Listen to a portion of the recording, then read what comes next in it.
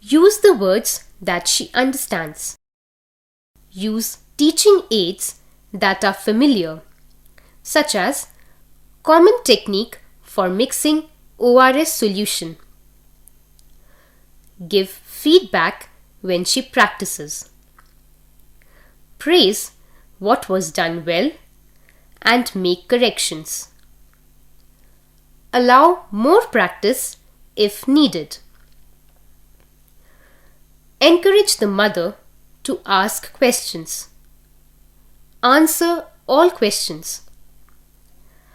After you teach a mother how to treat her infant, you want to be sure that she understands how to give the treatment correctly.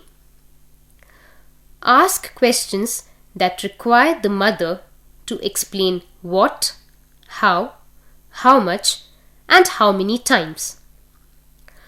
Give the mother time to think and then answer.